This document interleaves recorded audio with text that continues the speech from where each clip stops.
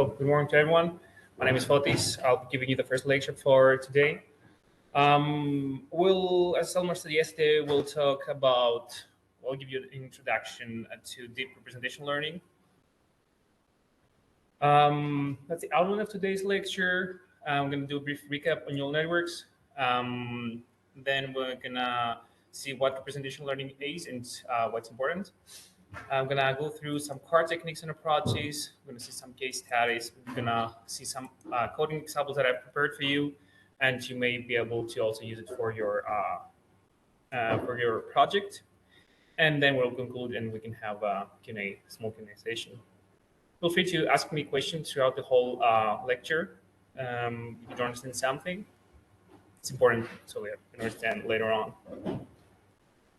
Okay, so let's see what you have seen about neural networks yesterday. On the left of your screen, you can see what a neuron or a perceptron looks like. We weight the input signals with a weight, and then we take the summation of it. We add everything to get the weighted sum of.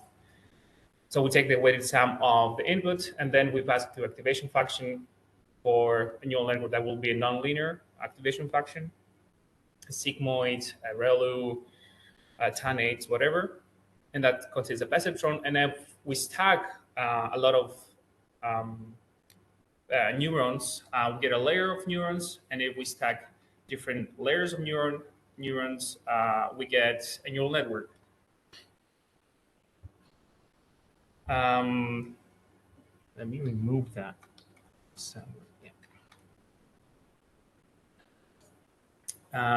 So how do we train a neural network? We use backpropagation, and what we essentially do with backpropagation is to compute the partial derivative of the weights with respect to the loss that we have at the end of the neural network. And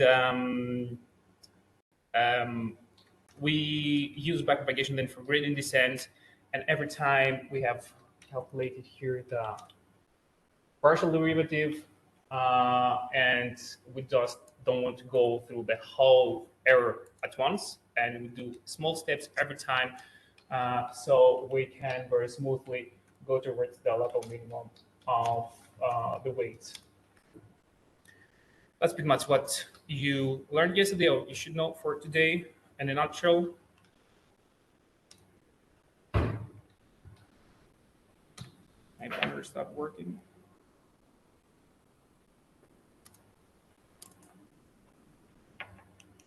Okay, so let's move forward with today's lecture topic, which is representation learning.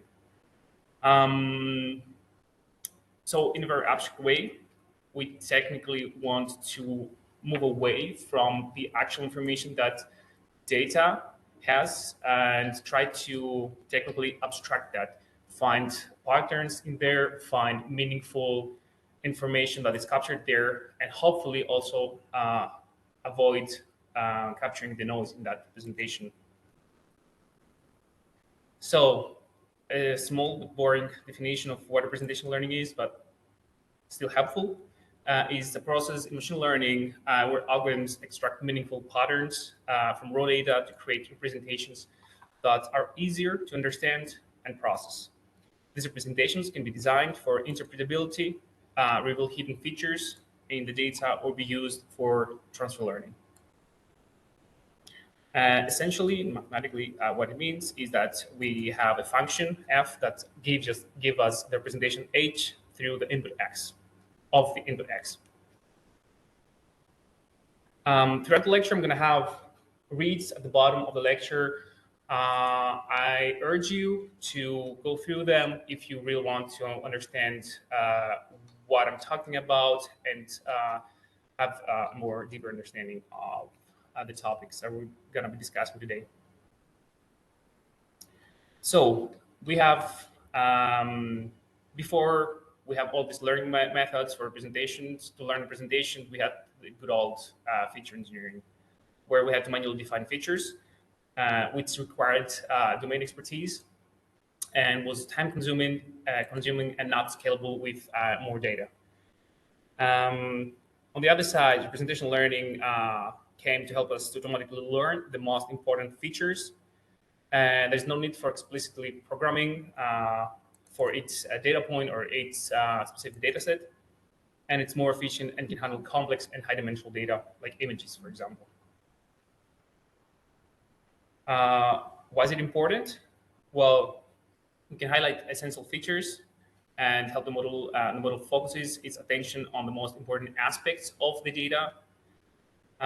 We can reduce the dimensions of the input data. So just imagine having an image that's, I don't know, like 1,000 by 700 pixels, 3 channels. That's a lot of information and all the possible values that each pixel cell can take. That's a lot of information. But compressing that, let's say, to a vector of 100 dimensions, that's a lot easier for an algorithm to find pattern, to try to separate different patterns or to separate different different traits in this representation. It's easier to train and faster to train, having less less dimensions. Just imagine having a weight matrix for each pixel on an image and having a weight matrix for just 100 dimensions. And also can improve generalization and by facilitating better understanding on unseen data and building more robust models. Today's focus, as we said, is going to be on representational learning and more specifically in its fundamentals, core techniques and approaches, applications in various domains. But why deep? What do we get for having a deep representational learning method? First of all, we can automate feature engineering. We can improve performance over more statistical methods like PCA, for example. And most of the state-of-the-art real-world applications actually use deep representational learning these days. Okay, so how can we learn representations essentially? What kinds of machine learning can we use to do that? We have 2 major categories. We have the supervised learning and the unsupervised learning, as you learned, I think yesterday or on Monday, not sure. For the supervised, we need to separate the data points based on a label that we have. And pretty much it looks like this. We have an image, we have an encoder, and then the encoder creates a representation, and this representation can be given to the classifier, and then we can predict the probability of a class. For the unsupervised learning, we don't have labels, so we need to group together samples based on their traits or things that look similar in the data. Pretty much we have the same architecture as previously, but this time we take a sample at a time and we say, okay, which of these categories should we got it in? Should we get it in the green category? We can think of, okay, yeah, we see that it has something that looks like a leg, it has eyes, it has a body shape. So maybe it can be in this category. Then we can check the blue category and we say, okay, yeah, that's definitely not in it because these things that we have in the blue category has wheels and our data point has no wheels. And then we see, okay, yeah, the red one is the most, the one that fits the best because it has the same shape, the same color, the same texture, it has legs for sure. But where are the representations in these models? So for classification, it is in the encoder phase. So after the encoder and before the classifier, and in the unsupervised learning, because we don't have any kind of information or label signal from the model, it can be either after the encoder or after the rest of the model that does the unsupervised learning. So which one should we use? Let's go through the benefits of each one and decide which one we should use today. The benefits of the supervised is that we learn from labeled data and often provides better performance with adequate labeled data. The benefits of the unsupervised learning methods is that we can learn from unlabeled data, which are a lot more, and they're abundant in general. We can uncover latent structures and features that are not evident in the labels. Supervised is best for tasks with substantial amount of labeled data, situations where high accuracy is essential, enabled examples are clear. That's very important and very time-consuming and very expensive to have a clean data set, clean labeled data set. And while in the unsupervised learning setting, tasks we can use for tasks with limited or not labeled data, and it's best for understanding the underlying structure of the data. So to help us answer which of these two methods to use, we can have a look on the amount of data we have. So if we say that this is the unlabeled data, the amount of unlabeled data that we have usually for an application, this is as much of labeled data we have. And maybe actually I'm over-exaggerating here of how many labeled data sets we have. So on the one side, the supervised learning, we have an abundance of labeled data and high precision tasks.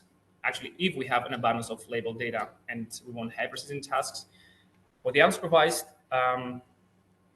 setting, we use it if we want to do exploratory analysis, and we have data with hidden structures. And if you guessed correctly, it's going to be neither of them. It's going to be something in the between, and this is what is called self-supervised learning. What is self-supervised learning, though? Self-supervised learning, in self-supervised learning setting, we have supervision, which is derived from the input data itself. There is no explicit external labels needed, and the training is designed by performing auxiliary tasks on the data themselves. Given a portion of the data, then the model is trained to predict or reconstruct the remaining part of the input or the input itself. And once the model is trained in this manner, the learning representations can be used for downstream tasks, often with a separate fine-tuning step. So we can train just an encoder, as we saw in the previous models, and then fix that and learn the classifier at the top of it. And it really doesn't have, most of the cases and most of the powerful techniques don't necessitate the use of a real powerful classifier as a neural network. And we're going to see that also through the coding. So, and this is what we're going to discover today. Do you have in mind any real-world applications of presentation learning, maybe? Self-supervised learning? Okay, so I have a bunch of them here, get an idea. We can do image denoising, we can do anomaly detection, dimensionality reduction, data compression, visual presentation learning, pre-training for downstream tasks, image retrieval, image generation, data augmentation, super resolution, and pretty much style transfer. Most of these things, you've heard them as part of breakthrough research last years. Can anyone think of any of these breakthroughs that, I mean, we've talked a lot about ChatGPT lately. So first of all, yeah, you can denoise images. You can tell an autoencoder model, we're gonna see later how it works.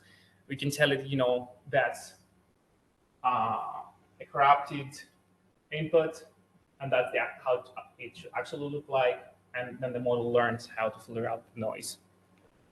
ChatGPT is trained that way. With self-supervised learning, you technically try to predict the next word. You're giving an input of a series of words, and then you say, predict a thing, it predicts it, and you say, okay, yeah, that was the actual next word that should be in that line. DALL-E is another model. It's text to image generation, again from OpenAI, and also Midjourney is another application of text to image And I hope you've heard of them. If you haven't, you're missing. I have the links on the bottom, so go check them. Some other real application is Dino V2 that actually predicts the depth from the video. And RD2, that's a robots transformer and technically converts text to planning and actions. One question. Mhm. Dino V2, is that transform? I think it's diffusion models, but I'm not sure. Does it look like attention? Sorry? The maps?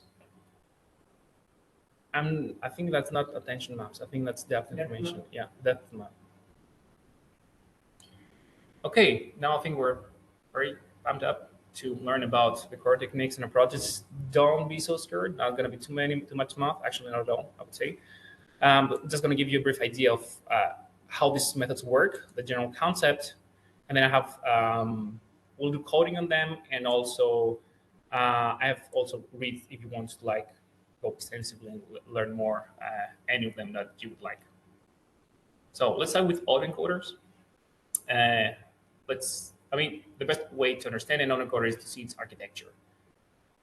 What it essentially does is to get an image, compress it through an encoder to get the representation Z.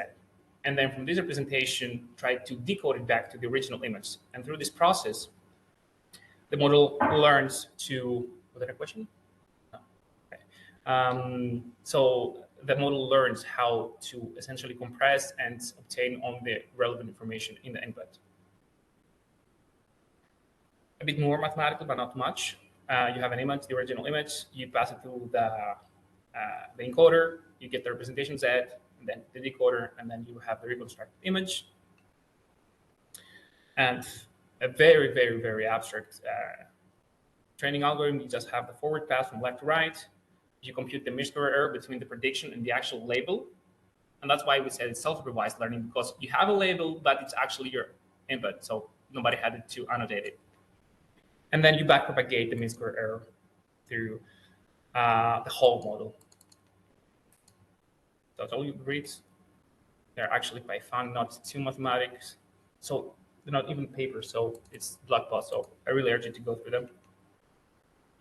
Another method is contrastive learning. So in contrastive learning, you kind of want to create pairs of positive and negative samples, and then try to maximize the similarity of the positive pair and the negative pair. So how do we do that? We have, as you see, the same QDOG image. We pass it to an encoder, which we call the query encoder, and we get a representation. Then we get a positive sample, which is usually a distorted image, but it's still the same image. You can still see that it's a dog, even though it's a bit purple, it's flipped on the horizontal axis, it's a bit cropped, but it's still a dog. And you tell the model, okay, that's a positive sample. And then you do the same, but at this time, in the key encoder, you have a different sample from your data set. In this case, this is a cat. And you take the representation of these two, and then you compute the similarity between these two, within these two pairs. And then you say, I want to, that's again, a bit more mathematically. And then what you say is that, so with the different colors, we have the representations for the different representations. So the gray one is the actual image. The blue one, the green one is the representation of the positive sample, and the red is from the negative sample. And what you want to do with your loss function, which it's gonna be in the next slide, is that you want to increase the similarity of the positive samples and decrease the similarity of the negative samples. So if we're in a unit circle space of representations, we want to bring together the representations of the positive sample and pull apart the negative, the representations of the negative pairs. This is the loss function we'll be using, and this is what it does essentially. On the numerator, it tries to pull together the positive samples, and the denominator, it tries to pull apart the negative samples, the representation of the negative samples. And for the training, what we do is we augment our data, so we kind of distort them a little bit, and then we have a forward pass. We compute the representation of the query, the representation of the key, and we compute the similarity. We plug in the similarity on the inference loss, and then we do backward pass. As simple as that. A third very popular approach is the transformers. That's technically the backbone of everything, of all LLMs today. This architecture is from the very paper that introduced it.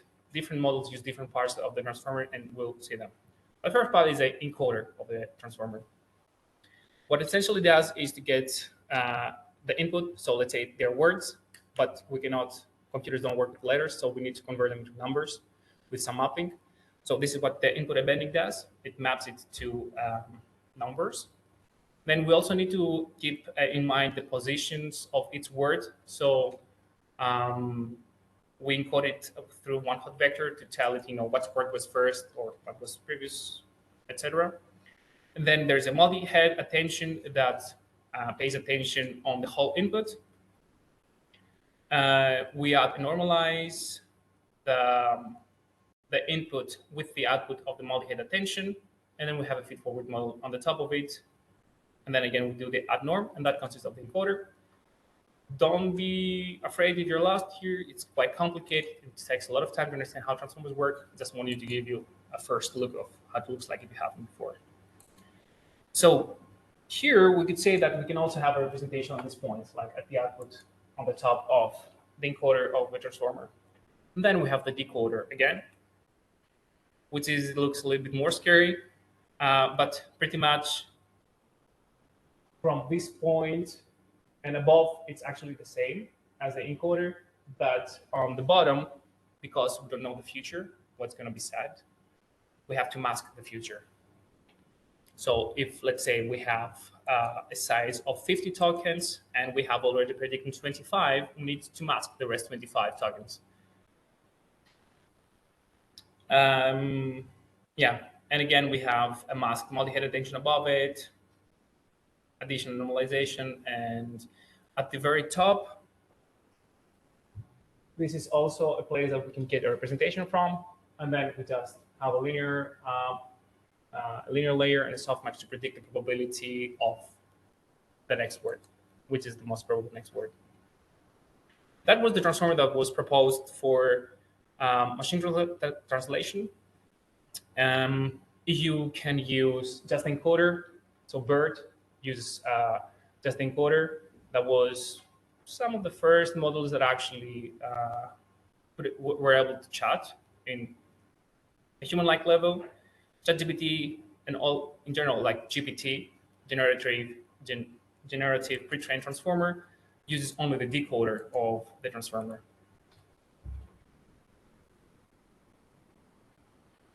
And another famous application is the masked autoencoders. So they're autoencoders, but we use transformers to fix them. So there's encoder-decoder architecture again. And what we do here is we mask the input and we try to predict the output. And in that way, the model actually learns very useful representations. And we can use that also for images. So we can split an image into 16 pieces, and we say, okay, you don't need all of them, take a few, and then try to reconstruct the whole image. And by doing that, it really learns really helpful representations. And if you don't trust me, just read this blog post. Okay, so before we get into the code, that was all. I hope it wasn't too much. If you have any questions till here, I'm planning to talk a little bit about convolutions because I'm not so sure that we're all on the same page. And because I'm going to be using them a lot in the coding, I would like to talk a little bit, but still not too mathematical. Okay, so moving forward. So some of the basics of the convolution, like the most basic part is the kernel. a filter that you need to apply on the image to get out some features. And what you essentially do is to calculate per element-wise the kernel on the input, add them up, and that's going to be the output to the pixel output to your result. And then you have to slide the kernel throughout the whole image. How do you slide it though? Should it be one step? Should it be two steps? That's been decided by the stride. So with a stride of 1, you just move 1 pixel at a time, and that's the same on the horizontal and the vertical axis. So if you want to go down 1 step, so if you have stride 1, it will go 1 pixel from left to right, and when it's finished, it will go to the next row by 1 pixel. If it's 2, it's going to be 2 pixels that it skips. And you can see that choosing the kernel or the stride can have different impact on the dimensionality of the output. So here we have the same kernel but different stride, so the result, the result is different. One is 3 by 3, the other is 2 by 2. Another thing is that padding. So if we want to actually apply the kernel, so if we want to apply the very corner of the kernel on this pixel here, what we do, how can we do that? I mean, we'll never be able to multiply that way because 2, 0, and 1 is going to be outside the image, so you cannot multiply with nothing. So what we can do and imitate that nothing is to actually increase the size of the original image and either put 0 or the maximum value of the pixels. And you can see by this graphic that in that way we don't lose dimensionality. So the input is the same as the output image. And the selection of these technically depends on the application you want to do. So if you want to, if you're you create an encoder, an image encoder, and you want to compress it in the first stage in the encoder, you need to reduce the size of the image. But when you're in the decoder and you want to increase again back the size, you need to actually use padding, use smaller strides to go back to the original image. Okay, let's see some examples. Please try to participate as much as you can. So let's find out. So we have the image on the left, we have the kernel that's applied on it, and then we have the convolution output. And anyone tell me what's the kernel size here? 2 by 2. Sorry? 2 by 2. 2 by 2. What is the stride here? 1. 1. That's right. What is the padding? 0.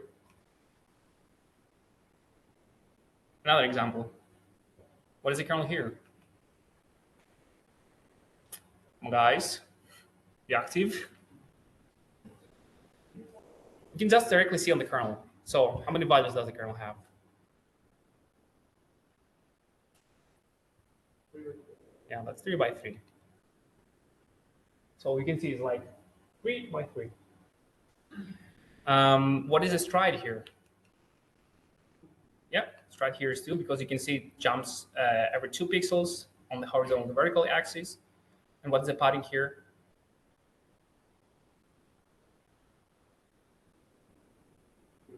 Yeah, it's again 0. Last example. The kernel here is 3 by 3. Great. The stride is 1. And the padding is? Sorry? What's the?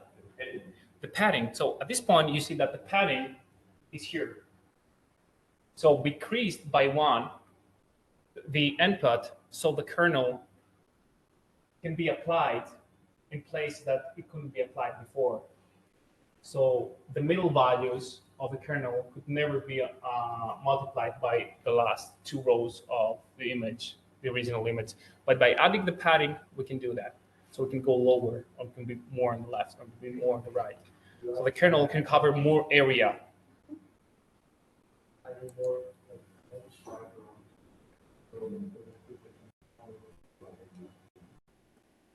Does that make sense?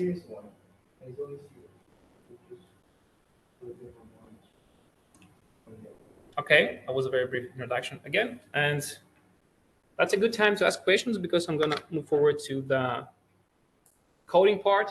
You don't have to follow along, most likely because I'm not sure if all of you have GPUs on your um, computers, and uh, the environment set it up.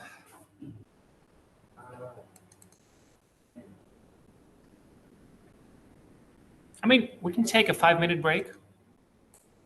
And how many do you want? Do you want to have a 5-minute break? Okay, we can continue then. So you'll find the code on the link here. That's on my personal GitHub account. Let's have a look actually. So you're gonna find the code here. You can download it. Because it has a lot of neural networks and convolutional neural networks, I suggest that you use Google Colab. The free version has GPU availability to at some point. The things that needs a lot of training, I have trained some models and have links there. So let's start from the README. You have to use Python 3.10. Maybe other Python 3 versions work. I haven't checked, so don't try to use this version. The first two, the autoencoder MNIST and the autoencoder Cypher 10, I'm going to see about the autoencoder. For the contrastive learning part, we're going to implement SimClear. And I have a pre-training encoder that you can download in this link. Just download it. It's quite big. I think it's around 1 gigabyte. Oh, come on. Okay, so let's start with the autoencoder architecture. Is it visible for everyone? We have some importing of libraries in the beginning. We just set the manual seed so we're sure that every time we get the same results. And then what we need to do is to load the MNIST dataset. I'm going to have a look what it looks like in a bit. So a general transforming the data, that is to augment the data, and it's helpful. It makes it more robust. You actually see different versions of the same data and makes the model more robust in general. Here, we just normalize it to be around 0.5. In general, neural networks love values between around 0. So if you have a data set that has values, I don't know, like from minus 200 to 200 or from 0 to 1,000, normalize them. Then we're going to use the dataset package from TensorFlow, from Darts Vision to download the data. So you see I have the download true. I have already downloaded them here, so it's not going to be downloaded now. It has been already downloaded for me. We set for the train set the train value to true, for the test to false, and then we also give it the transformer that we have set it above. Okay. Yep. I'm right here, but I cannot run the code. Yeah, you cannot write the code to GitHub. You have to either use an ID like PyCharm or a Jupyter Notebook, or you can use Google Colab. Okay. Okay, let's print some examples. So I'm not going to explain the code here because it's technically more to show you the example. So this is the MNIST data set. It's 100 digits, and they're labeled. So we have a 5, a 0, etc. And they're grayscale. Okay, let's create our multi-layer perceptron model. I have converged the two models together. So if the type is MLP, you just create, for the encoder, you just add a linear layer and then a ReLU. Who does know what the ReLU activation function is? Hands? Okay. That's the most complicated function we can find out there.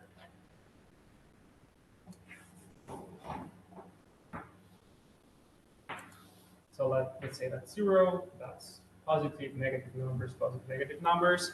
So if you input it, so whatever input you give it before 0, it's 0. Come on.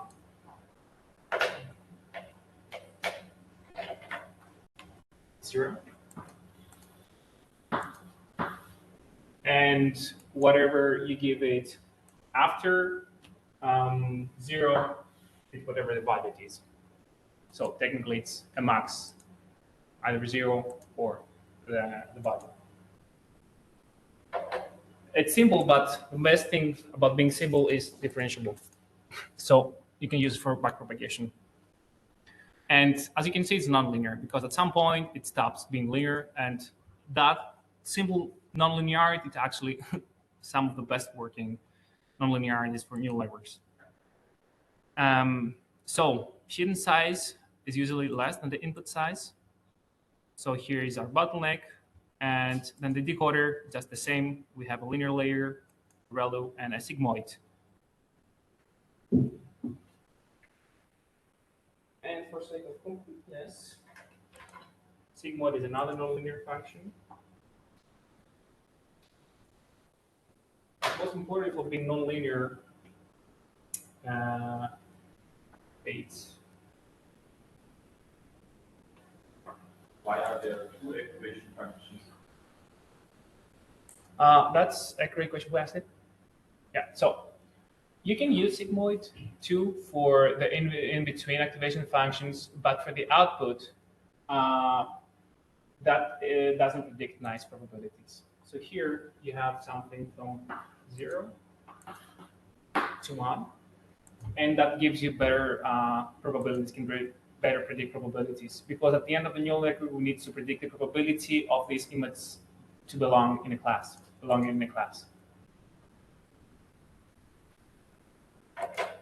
It's more symmetrical around the 0. That's a single. That's the simple dense autoencoder. For that, we cannot give the input image directly. We have to actually concatenate it. So to flatten an image, let's say that we have a 3x3 image, we will take these columns and then we will make it one big vector. And that's how we can fit an image in a non-convolutional neural network. Now for the convolutional neural network, it kicked me out. Do I need internet? Yes, I do. Can you check the WebEx? That's annoying. It always happens to me as well. You can still see my screen, right? Yeah, I can see. Okay. Let me check it. So for the CNN autoencoder, for the CNN autoencoder, we have two convolutional neural networks. They're 2D. We have to define the output size of the kernel of the channel. We have to specify how big the kernel we want to be. So convolutional neural networks learn the kernel values. You don't have to specify them beforehand. That was the feature engineering that was being done in the past. The engineers had to actually find themselves the features and the kernels that they needed to use. Neural networks can learn them by themselves. We have a stride of 2, padding of 1, and then we squeeze it even further. So every time we divide by 2. And again, in between you have ReLU, and we use the convolution transpose 2D to increase again the dimensionality of the image. And again, at the end, we need a sigmoid to predict the pixel values. Yeah. I have a question.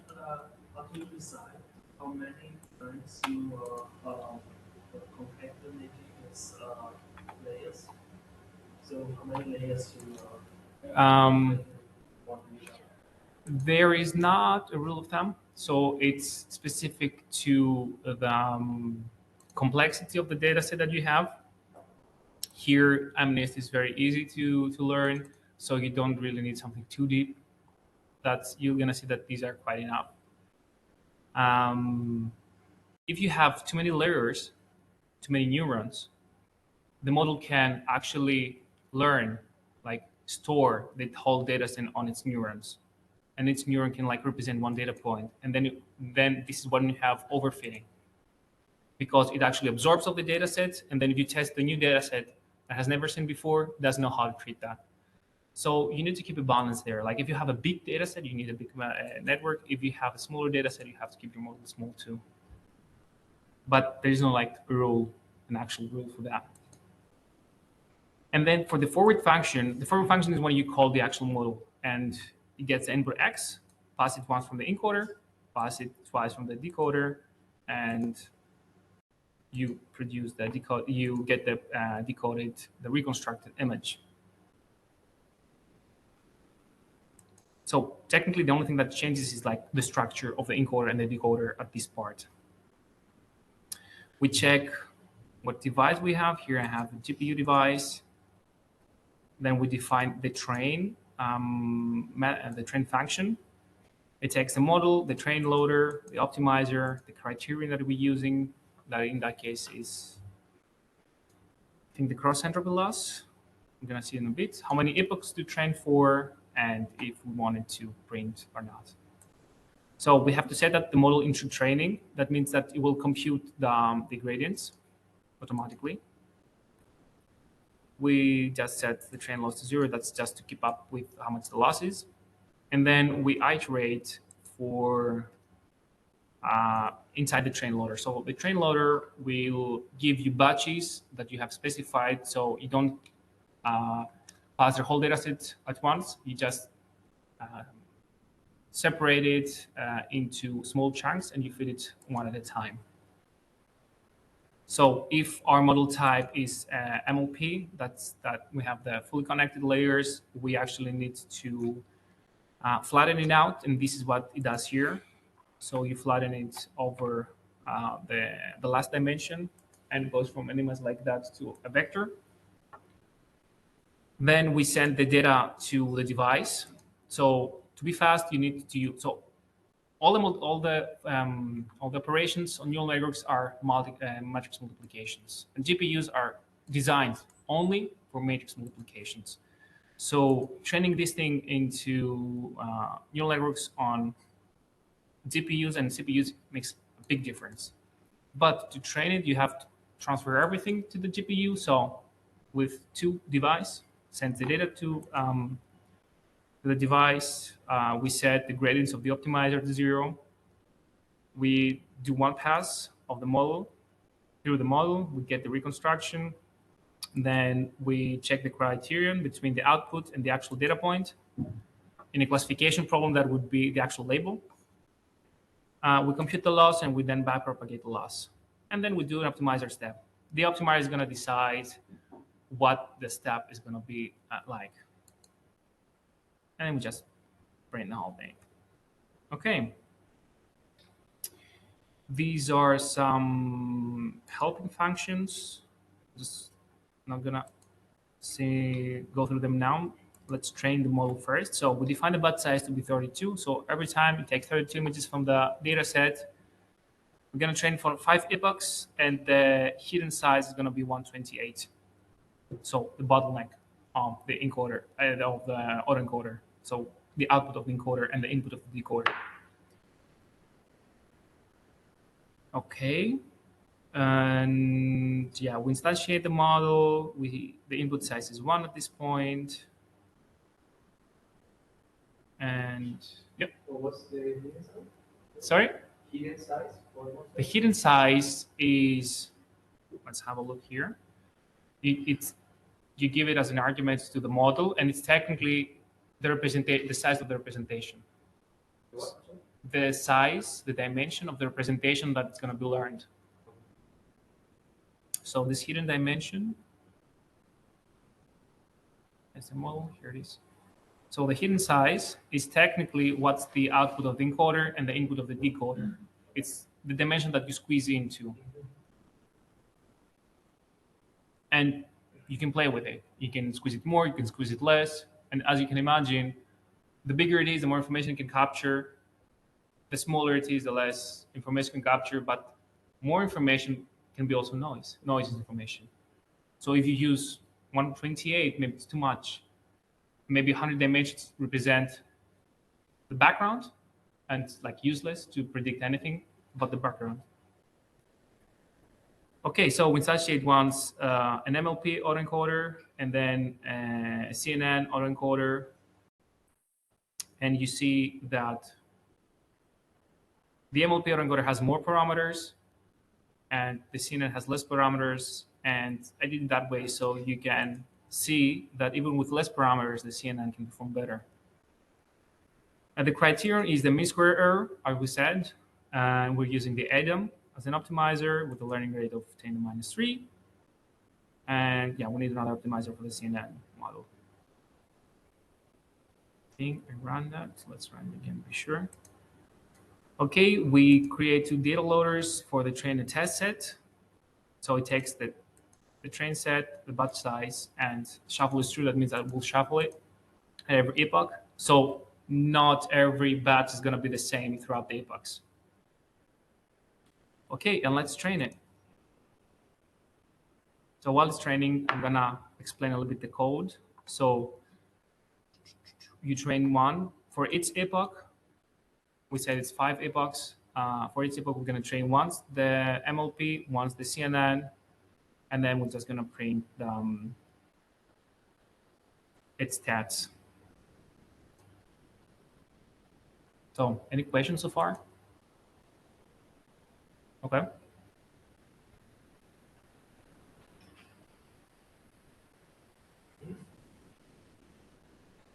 Then I'm just printing the comparison between the different models. Okay, I think I'm gonna speed up a little bit because I'd like to finish in 10 minutes. So it's not that boring for you guys.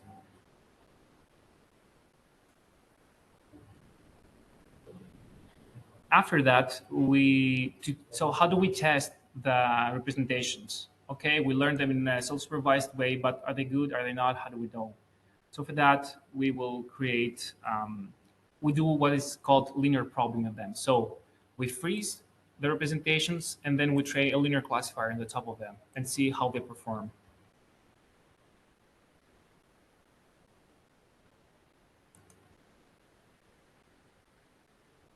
And we're going to compare it with a dense classifier that directly learns the encoder and the classifier at one pass.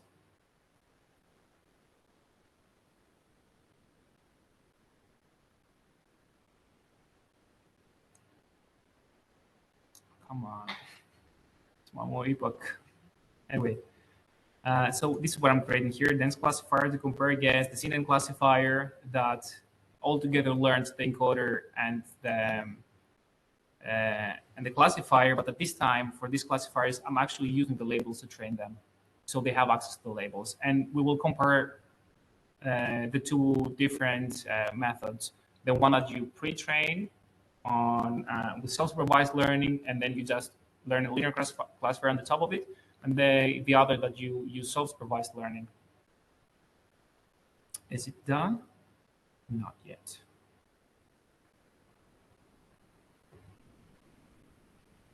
So pretty much the same code for the rest. Then let's see at the end. Okay, so the MLP autoencoder has a linear accuracy of 26%. The CNN autoencoder has a linear accuracy of 92%. And that shouldn't come as a surprise. And bear in mind that the MLP encoder has more parameters than the CNN. What does that happen? In images, we have a lot of spatial information. And by doing that, to actually be able to train on images, we lose all the spatial information, which is important. That's why transformers have to do that, but not to lose the spatial information. They use this position encoding.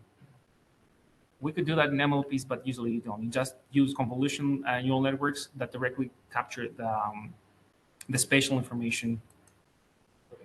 What is linear accuracy and nonlinear accuracy? So nonlinear accuracy is when you train the classifier end to end.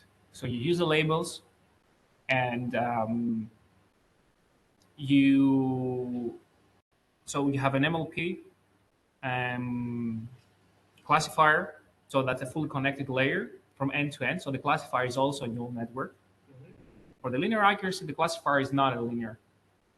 It just it's a linear. It's not nonlinear.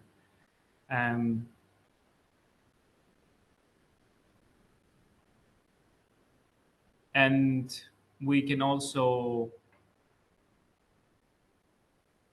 before we start training the end-to-end classifier, either the MLP and the CNN, we can actually initialize the weights of the encoder only part. So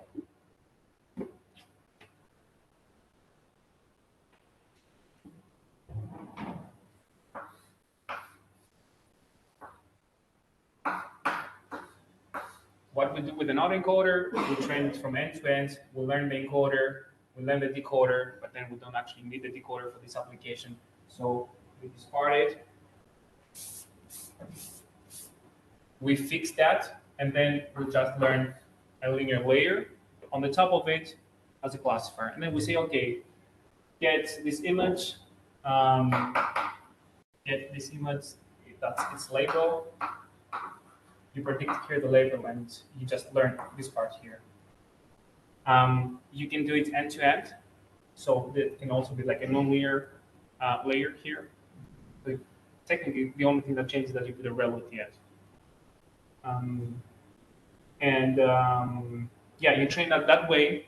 That's the nonlinear accuracy. And then what you can do is to train the whole thing again, but instead of starting from 0 here, you just substitute the encoder with the encoder that you used from the autoencoder that you learned already, and see the accuracy, how that's better. And you see that it helps with the nonlinear one. Well, the other is already 98%, so it can help much more for this data set. Does that make sense? Okay, so I have another notebook that does exactly the same on Cypher dataset. In this time, we have RGB images. I'm not gonna go through that. I'm doing the same. So this is what it looks like. They're small images in general. That's why you see a smaller resolution. And it's exactly the same, but it's adapted for 3 channels. Not many things change.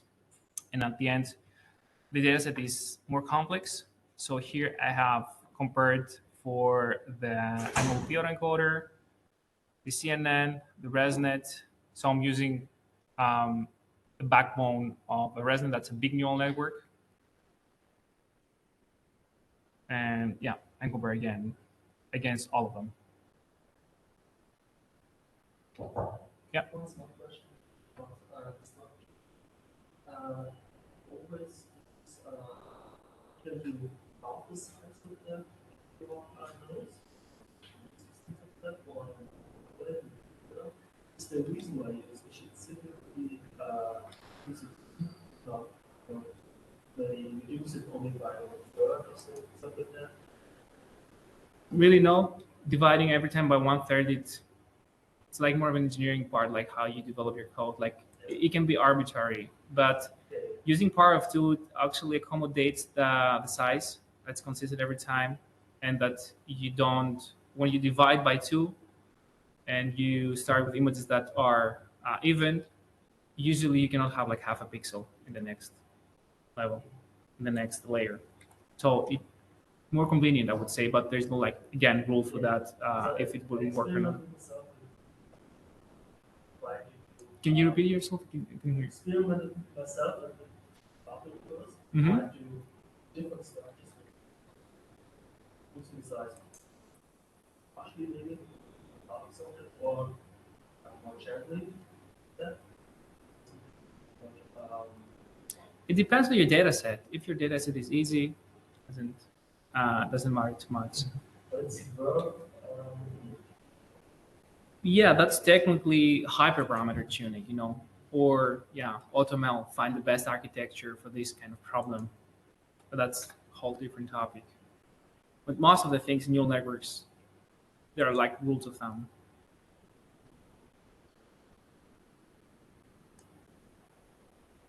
Okay.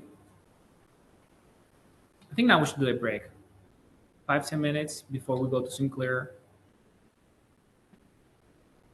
It will take around 10-15 minutes.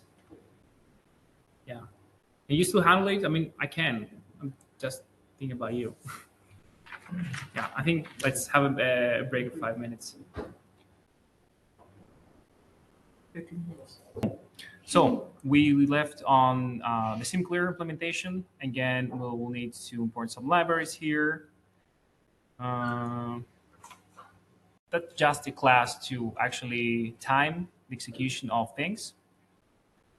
I have created a contrastive learning dataset class.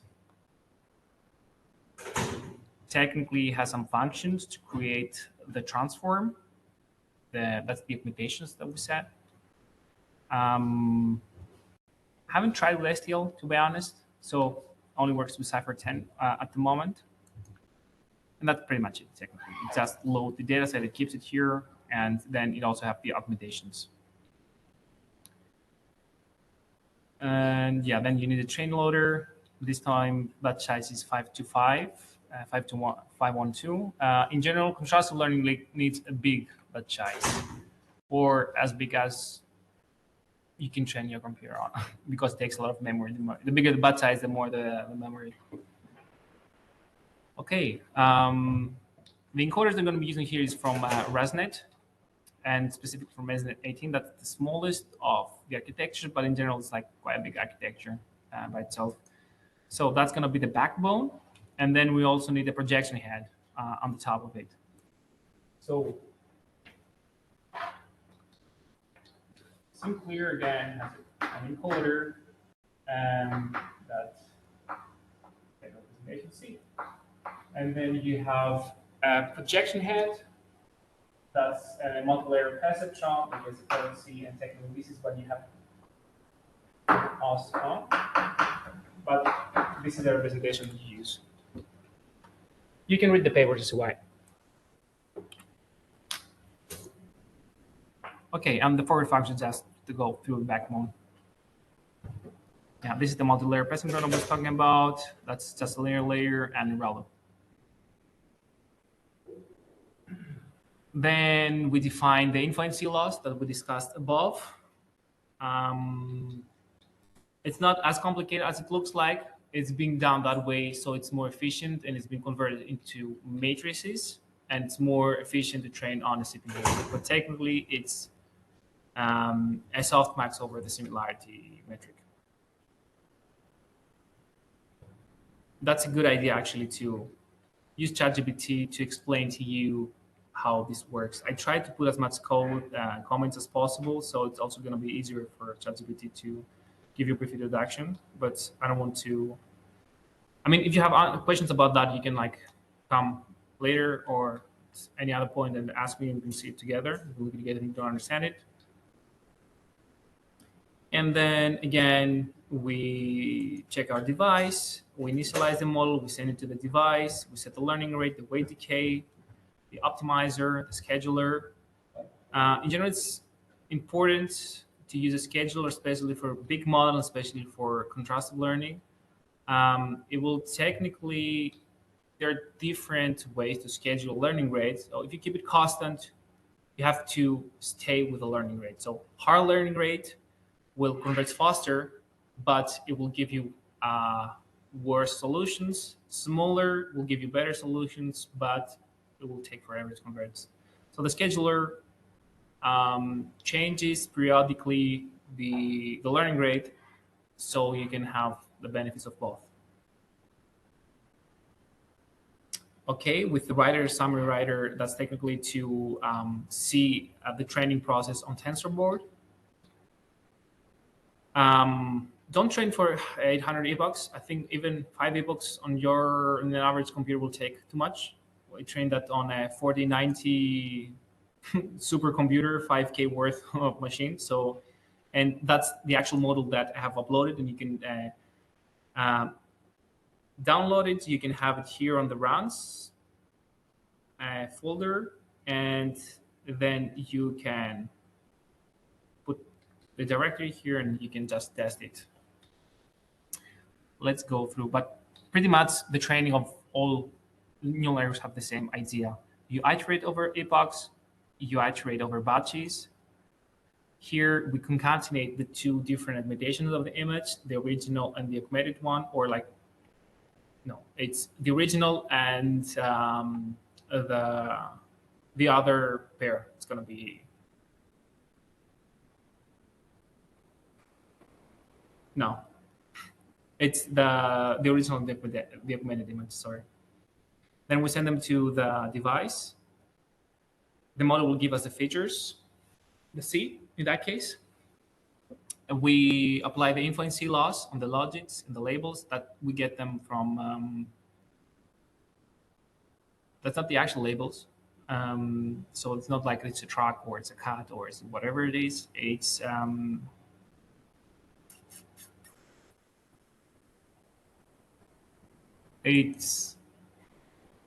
it comes from the similarity matrix anyway. And we compute the loss through the criterion, which is the cross entropy loss in this case. Yeah. We again set the optimizer, the greatness of the optimizer to 0. We backpropagate the loss. We do the optimizer step, and so on. We print here. And most of these things is actually to save, to print. It's easier to figure out how it works.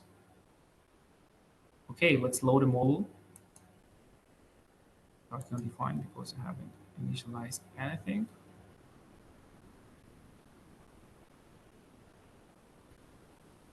We need the influence C loss to, yeah.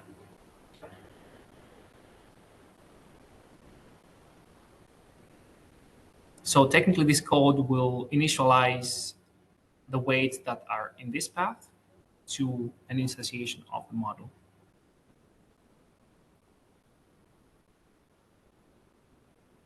Here we freeze all the layers, but the last fully connected layer, because we want to use it to learn the classifier. So we freeze that and we put right here. We train only the classifier part.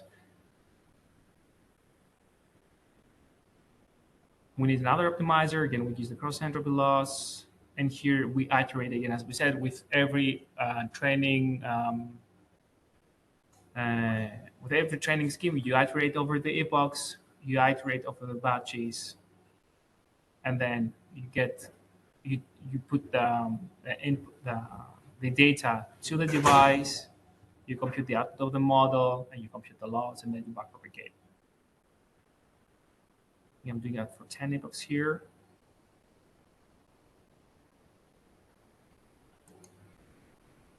Anyway, let's look at the table at the end. So I'm also training different classifiers. Again, end-to-end, like a classifier from beginning to end with contrastive learning, without contrastive learning. And at the end, I have a table that tells us the train accuracy of the simpler model, the test accuracy, that's the most important. You see that there isn't any overfitting here. Top 5 is like if your actual label is in the top 5, the top most likely labels.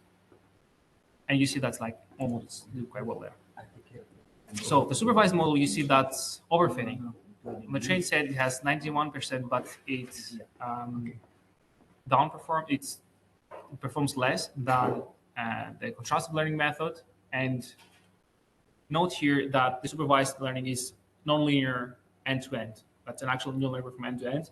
While SimClear, the last, after the representation, it's only a linear layer.